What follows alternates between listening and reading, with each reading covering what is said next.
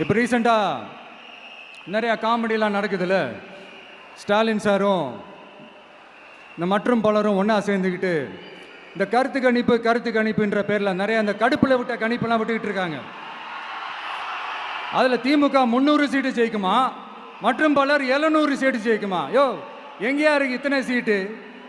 குருட்டா மேட்டுக்கு சும்மா அடிச்சு விடுறது, ஒரு தில்லமுள்ளுக்கு ஒரு அளவே இல்லை. 40 வயசுக்குள்ளே இருக்கிறவங்க மட்டும்தான் விஜய்க்கு ஓட்டு போடுவாங்களாம். 50 வயசுக்குள்ளே இருக்கிறவங்க மட்டும்தான் இந்த விஜய்க்கு போனா போதுன்னு ஓட்டு போடுவாங்களாம். இந்த 40 வயசுக்குள்ளே இருக்கிறாங்களா இந்த ஓட்டர்ஸ், அவங்களாம் ரொம்ப கம்மியாக. ஆனால் இந்த 50லேருந்து 80 வயசு வரைக்கும் இருக்கிறாங்களே அந்த ஓட்டர்ஸ் ரொம்ப ஜாஸ்தியாக. ஆனால் அவங்க யாரும் விஜய்க்கு ஓட்டு போட மாட்டாங்களாம். இப்படி பில்டப் மேலே பில்டப்பு ஓங்கி மண்டையில நறுக்குன்னு குத்துற மாதிரி நம்ம எலெக்ஷன் கமிஷன் ஒரு டீட்டெயில்டு ரிப்போர்ட் ஒன்று வெளியிட்டிருக்கிறாங்க. அதில் 40 வயசுக்குள்ளே இருக்கிற அந்த ஓட்டர்ஸ் 2,37,00,000 சொச்சமா. அதில் 50 வயசுக்குள்ளே இருக்கிறவங்களையும் உள்ளே சேர்த்துக்கிட்டிங்கன்னா 3,65,00,000 சொச்சமா. அந்த 3,65,00,000 சொச்சத்தில் 50 வயசுக்குள்ளே இருக்கிற நம்மளோட அக்கா தங்கச்சிங்க மட்டும் எவ்வளவு தெரியுமா? 1,77,00,000 சொச்சமா. எங்கடா போனீங்க கடுப்புல விட்ட கணிப்பாளர்களே? எங்க போனீங்க? சும்மா டர்னா டர்தான். இந்த கடுப்புல விட்ட கணிப்பாளர்களுக்கு ஒரே ஒரு கேள்வி.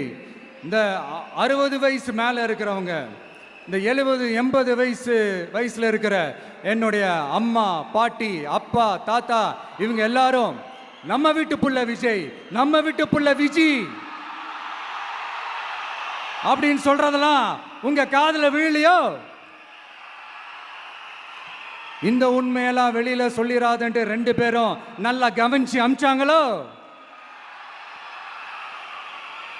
அதனால இந்த கருத்து கணிப்பு, கடுப்புல விட்ட கணிப்பு என்ன விட்டாலும் திமுகவும் இந்த மற்றும் பலரும் மண்ண கவ்வ போறது உறுதி.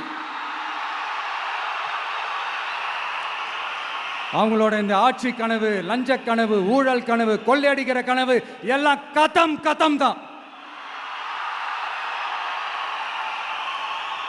இப்போ ரீசெண்டாக பாண்டிச்சேரி எலெக்ஷன்ல, அந்த எலெக்ஷன் டேல கிட்டத்தட்ட 90% மேலே போலிங் ஆயிருக்குது. விட்டா 100% ஆயிருக்கும் போல் இருக்கு. அதே மாதிரி போலிங் நம்ம தமிழ்நாட்டில் நடக்குதா இல்லையான்னு பாருங்க.